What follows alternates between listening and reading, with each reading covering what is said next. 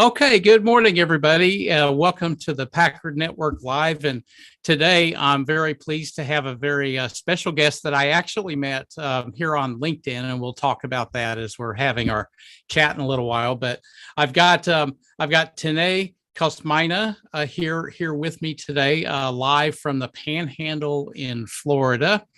And Tené is the CEO at Success Ocean International. And we're going to really talk about what Success Ocean does.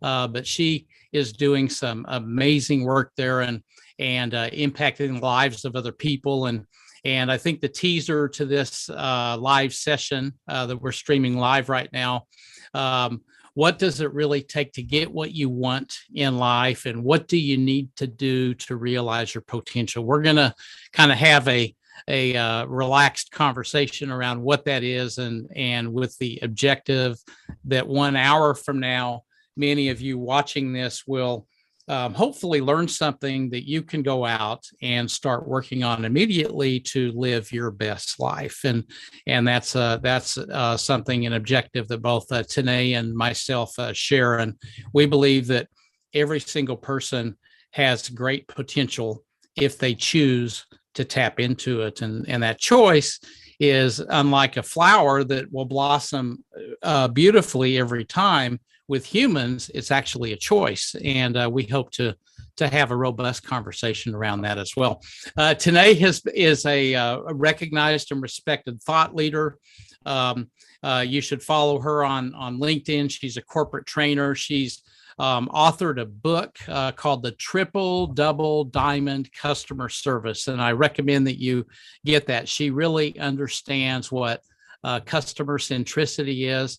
Those of you that know me in this network know that client centricity is really the most efficient path to sustainable profits in any business, whether it's a small business or a large corporation as well. So recommend that you get her book, and she's been featured on numerous podcasts, summits, even on local television in Okaloosa Community Television. And so for those of you that are watching in that market, you're seeing a familiar face right there with Tene, not with me maybe, but definitely with her. She's got many degrees and certifications. She highlights her Women's Business Enterprise National Council certification. I'd like to talk a little bit about that later on in the discussion today, if you're okay with that. And the Proctor Gallagher Institute personal and professional development certification. So when you will reference her website here in a little bit, and I think I saw a photo of you standing next to Mr. Proctor, if I'm not mistaken. Yeah. So that's great. A woman and minority owned business certification. So again, very important topic as well. We'll talk about women in business throughout this conversation. And then she's got her Women in Leadership certification from eCornell University, as well as the ABWA Emerald Coast Chapter President. So there's a lot of things there. I may have missed a few things, but Tene, that's it for the intro. I'm going to take a sip of water here and welcome you to the program. Well, thank you for that wonderful introduction. Thank you very, very much. It's great to have you here on a Friday, and it's what a great. I've got just a kind of a question to open this up. When you were, let's say, in high school, okay, and you've got your adult life ahead of you, and I'm sure you had some dreams like we all do about what you want to be when you grow up and all of this other stuff. Did you design what you're actually doing now? Maybe you could kind of walk us through what was your mindset back then, and are you doing what you dreamed about when you're in high school? Wow, that is a layered answer. And it's layered because of where I came from. So yes, the answer is yes and no. So yes, I am doing exactly what I imagined myself doing, which was really helping people. But it comes from a family of being involved in a family that teaches and applies the laws of metaphysics. So that's really where it started. And as time went on, I really thought that I was going to be, I have a master's in computer information systems. So I know, so, which has nothing to do with what I actually do for a living. But the thread that goes in between all of that is doing unto others as I want done unto me. Wanting to make an impact on people no matter what, so that they can be the best that they could possibly be. That's the thread. So when I look at if I go back in time and I look forward to my life of what I thought I would be doing, in one aspect, yes, because I'm making impacts on people every single day. The influence that I have on the self-image of people, the learning what they want and why they want it, understanding who they are, where they came from, what their purpose is. I'm making that impact, and I've made that impact throughout life. My mother, she would always laugh because we would be in the grocery store and there I was talking to people, helping them right then and there, whether or not it had nothing to do with food. We're in a grocery store, but that's really what it was. So I'm still on that same path, and I've never gone off of it. That's interesting because, you know, I have a similar story on me that many have heard of, so I won't take the time to tell it here. But oftentimes we have a dream and we start to live that dream, which you have. But how we actually do that might turn out to be in a way that we never could have imagined, right? That's true. That is very true. I would love to hear that story. Yeah, we find a way. And in a nutshell, I was an engineer, pre-engineer major. And after getting through a few calculus courses, I decided I didn't want to spend my life in numbers because I was migrating towards doing things with people as well, similar to what you were doing. And so I did a complete U-turn on my major and went basically into economics and had a career in banking that way. And I was good with numbers because of that, but that wasn't what it was, because my dream was always to be with people. But I kind of did the engineering thing because there was the latest fad at the time, and it was in the 80s. And, you know, I just wanted to be an engineer, but it didn't, anyway. So I wound up fulfilling my dream, but not how I had supposedly designed it. So the how is always the variable, right? It is. It's a variable. I never felt satisfied in the positions that I was in. I did them very well, but it's that it was almost as if have you ever had the experience of drinking water, but when you drink the water, it still never seemed to get that little spot. It's a little spot within that's still dry. Right. That was almost my life when I'm out there. I was doing computer work. I was doing it, but it was just that one little spot that I still could not seem to get wet enough to provide that satisfaction. And how was there a trigger that actually pushed you over the fence on that? Yes, it What was that? The trigger was I had been diagnosed with type 2 diabetes. That was my trigger. Okay. I've been diabetes free now for over 17 years. Wow. I was almost Congratulations. Thank you. I was just shy of 200 pounds, and I've had the weight released from me for over 17 years.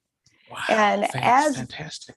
Those things started to happen, we look at life sometimes at, why is this happening to me? But I turned that from why is this happening to me to thank God it did happen to me, because it opened my eyes to a life that I could never, ever imagine. It opened me up to a way of really understanding how to do, be, and have what I really wanted.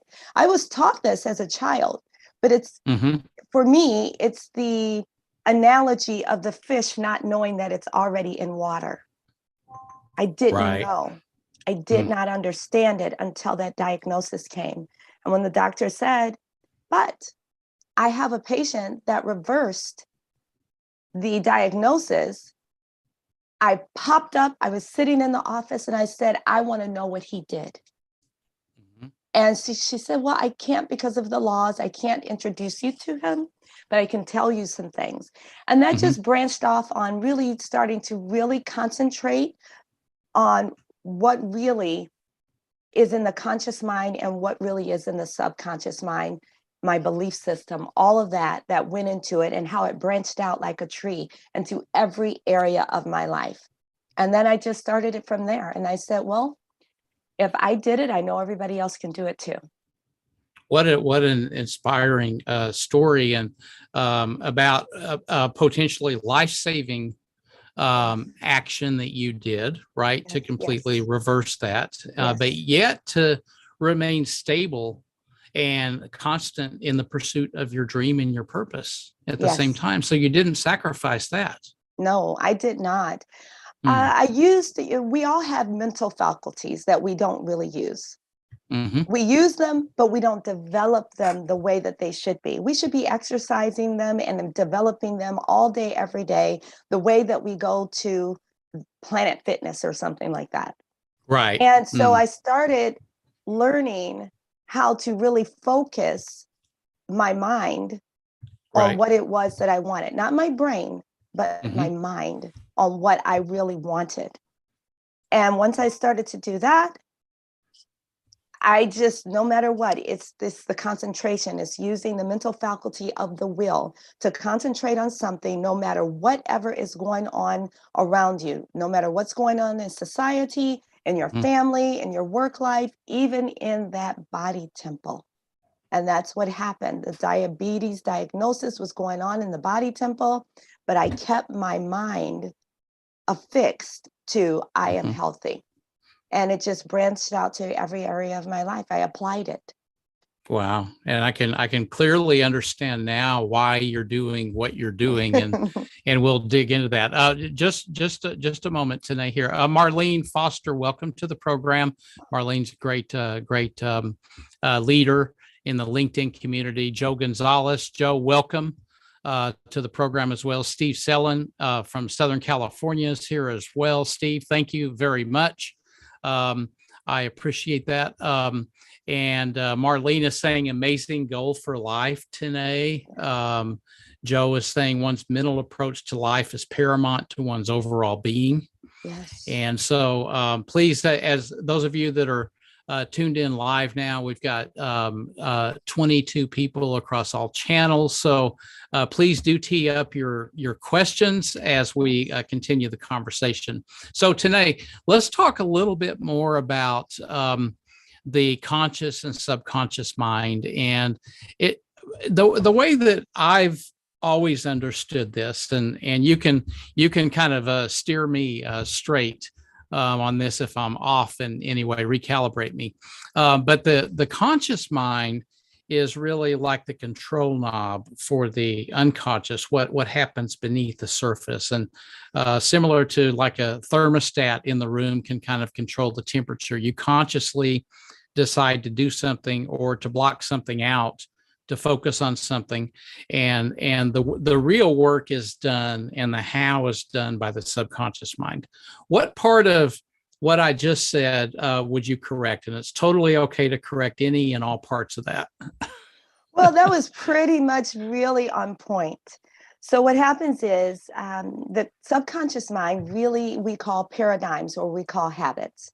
There are a multitude of habits that have almost complete control over everything that we do. Who we are, why we do what we do, who we surround ourselves with, what we eat, what we don't like to eat, what we listen to as far as music, what we tune on, CNN versus MSNBC or Fox News. All of those things are paradigms, and they're habits. And those habits have the belief system of what our beliefs of what we believe. And once you start to reevaluate, why do I believe what I believe? Why do I do what I do? You'll start to understand that the process goes from believing it to starting to logically really putting on that thinking cap to start thinking differently, to allow a new idea to come into your life so that you can actually do something different.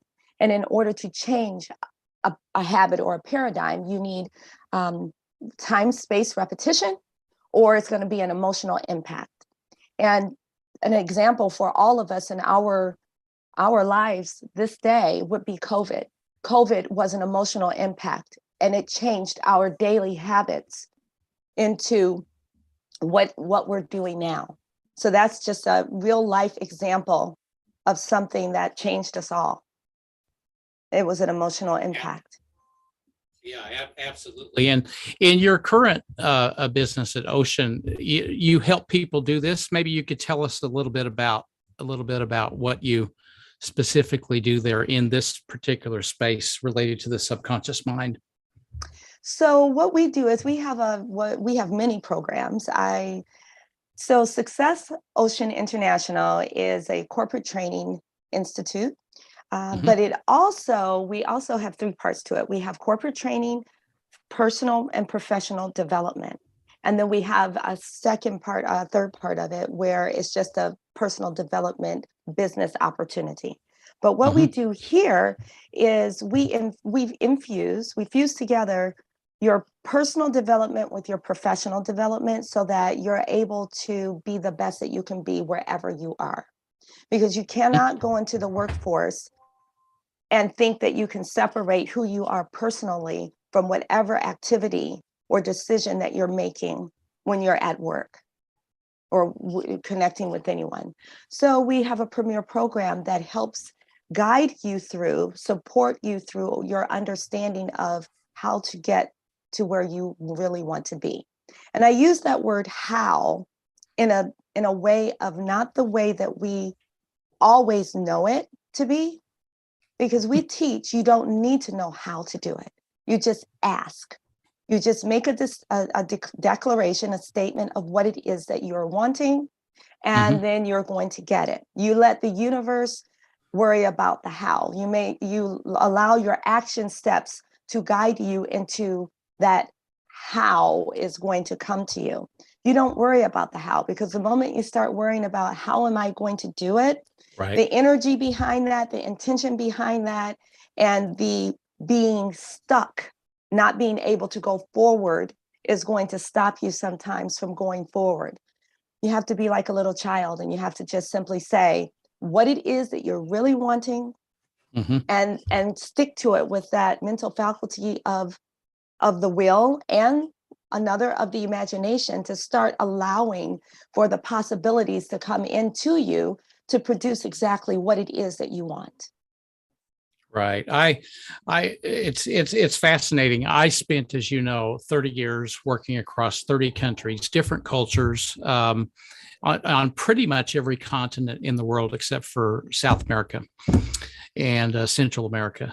But basically, Tene, what I learned in leading, working together with his peers and working for elite performers, elite leaders, elite teams, was that they don't ever get caught up in how to do something. But yet the people that are good performers, but they're not elite, they don't really leave that legacy. Okay. Right. As a leader, for example, they might do the job and they kind of survive and they kind of get through and they earn their paycheck, but they don't really make a mark on people. Those people, I hear them spend 80% of their time with their teams asking the people, so how are you going to do this? I want to know how you're going to get it done. Be specific. Tell me, write it down. I want to know how. And inevitably, that doesn't work. No, it does not. Yeah. Because you're not engaging the imagination. Sometimes people feel that they're not creative. Teams can be creative. They can right. bring forth that imagination. And bringing forth that imagination is completely stripping away the how. You're just going to say, okay, this is what is in front of us. Let's discuss the possibilities of what it is to get to the solution that we want. And you never allow yourself to go back to saying the but. No, there are no buts. There's right. no, I can't. There's none of those types of things. You lay it out there If you come up with something or not, then go back to the drawing board. Allow your imagination to come again, and you'll be surprised. Ideas are the first currency of the universe. Those are the first things that we get. So they're going to be there. And just because you might not think that it may be not be a part of the solution, bring it up anyway, especially if you're in a team or if you're one-on-one, because just what you thought probably would not work because of all of your logical reasons and the beliefs that you've had could be the very idea that would turn everything around. That's a fantastic point. And, as humans, we were all born with the ability, with an imagination where we can do things. And, as an animal, for example, is built mainly with a survival instinct, right? Yes. For the most part. Yes. And there might be some variations of that, but as humans, we have the potential to do it this way. So for those of you watching, regardless of whether you're managing people or not, know that you have that imagination and don't hold back. I think that's what you just heard Tené say, is that use that imagination because you were born with it. You were born with the ideas, express those ideas. And if those ideas aren't, if you find that they're kind of running up against a brick wall, then make a change. Make a change to an environment where you can fully express yourself, right? Exactly. And that's probably one of the critical steps towards realizing your potential, right? It is. It's just what you said. It leads me back to the self-image. Sometimes when we have ideas or we want to be able to state whatever it is, we can't do it because that self-image makes us feel as if we can't. And that self-image is in that subconscious mind. Right. You want to change that. Your self-image is it's the indicator of if you're in a meeting and you're speaking softly rather than confidently. It's the self-image is when you walk into a meeting and you may say, yeah, and you're looking around and almost your head goes in downward, almost like you're a turtle because you're so afraid and you're so scared to say anything. Right, right. Once you really understand who you are, whose you are, where you came from, you'll be able to speak confidently and give whatever the advice is that you're being asked of in a confident, assured manner. So trust is important. Yes. Trust the ability yourself. Trusting yourself and that's critical, right? Because that what I've learned is that the only way you can really let go of these, I don't know if you call them breaks or self-confining boxes that we tend to put around our body here and our mind, is to break free of that, is to trust that you can actually deliver and to do the things, right?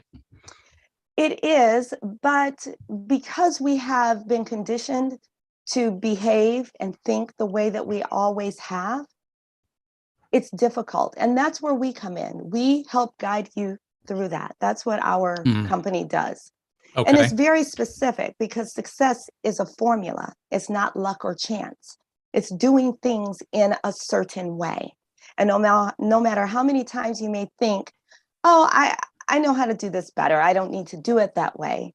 If you had just followed the recipe, the formula, you would have gotten to where it is that you were really wanting to be much faster.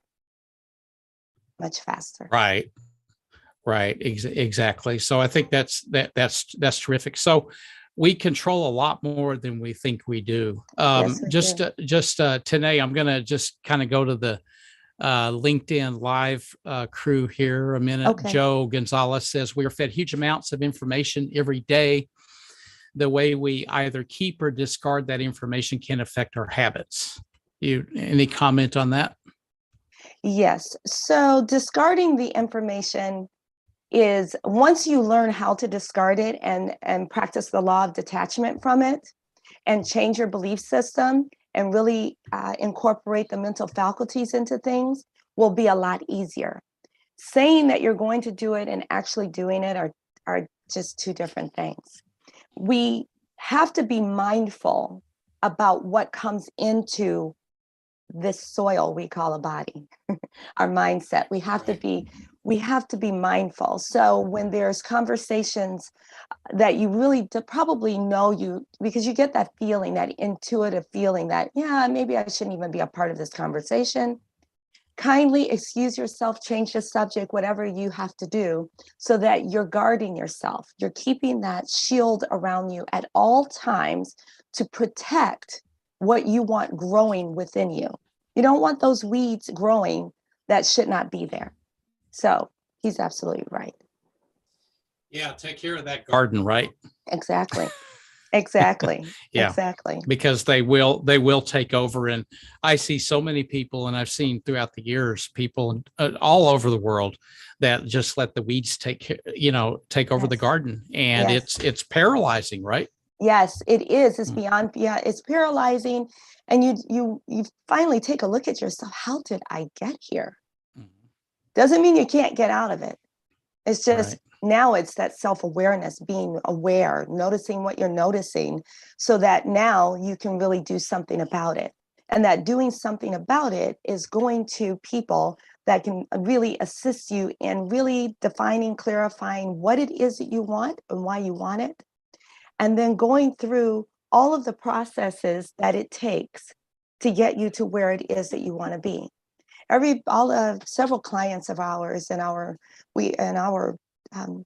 company, they talk to us about, well, no, I think I know what I want. But by the time they get to module number 4 or 5, they realize, maybe I should go back to 1, because they were allowing that conditioning, the programming, to continue to guide them.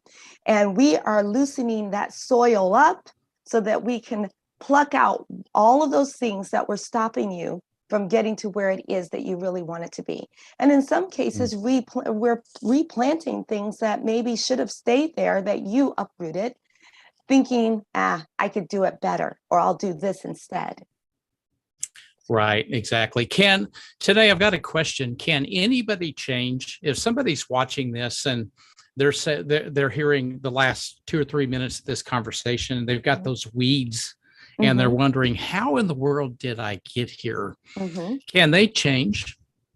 If they want to. Everything is a choice. Everything is a choice. You're not fixed there forever. Everything is a choice.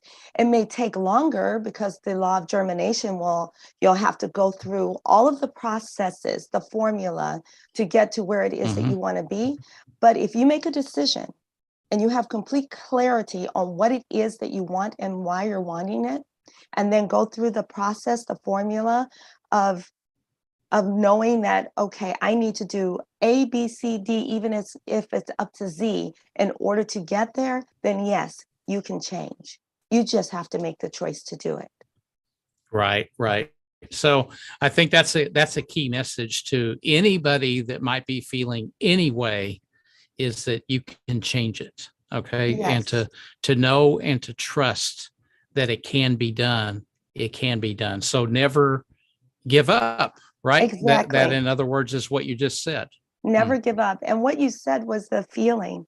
And it goes back to what we are, a feeling universe. So we get what we are feeling, not just speaking, but feeling.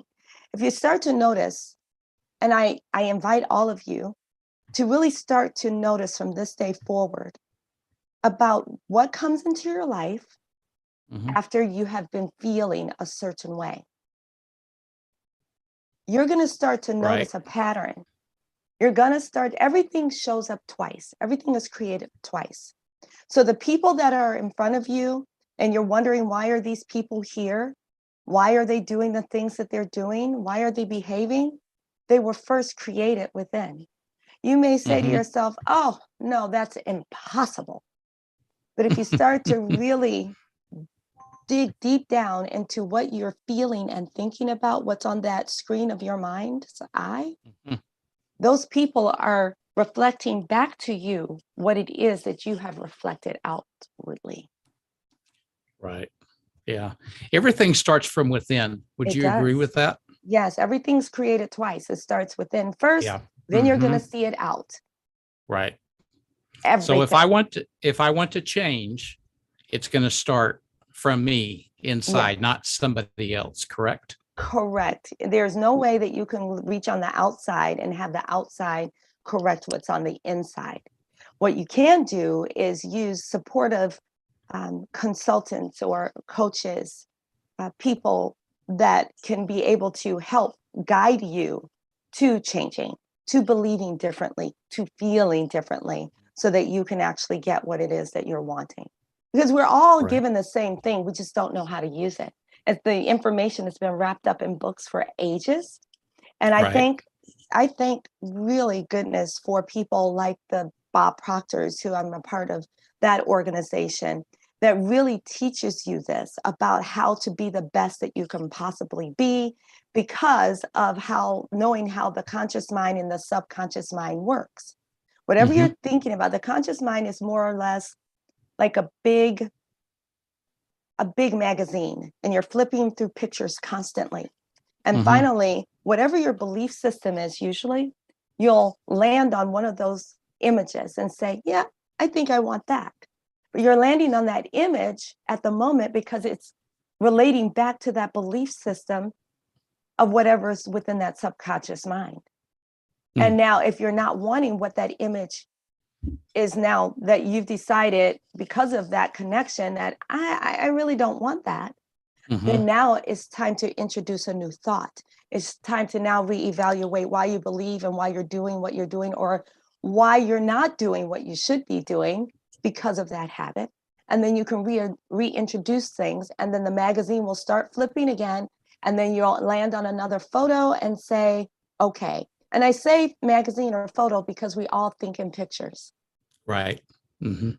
Absolutely. I can completely relate to that. And Tene, let me come over here. We got some questions teeing up, and sure. And please do. I encourage the audience, please do tee up the questions.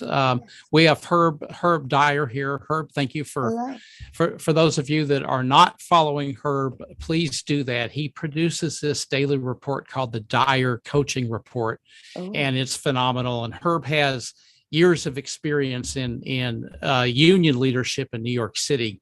He's dealt with that's one thing. The second thing is reevaluate why you believe what it is that you're believing. That anxiety is coming to you because of your belief system. It's coming to you because of your self-image of maybe you're not thinking that you are assured of who you are, why you're doing it, that you may not even have enough knowledge for it. And in actuality, you probably do. You just have to be confident in yourself, knowing that this is what I know. Although a different personality may be a lot louder than yours, doesn't mean that they know more than you or they're better than you. So start believing what it is, that reevaluating your belief system, work on your self-image, start to think differently and bring new ideas in, and then start speaking it so assuredly, and maybe even study a little bit more about what it is you're doing. But if you know what you know, speak it confidently, go forth, and then that anxiety should start to go away.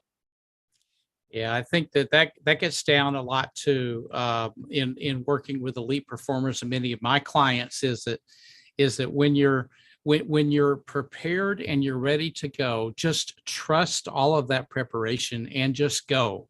Yes. And if you make a mistake, you can adjust. That's right. But the point is just go and keep going. And then if you're off course, you can either pivot or, usually it's just a 1 or 2 degree change in what you're doing.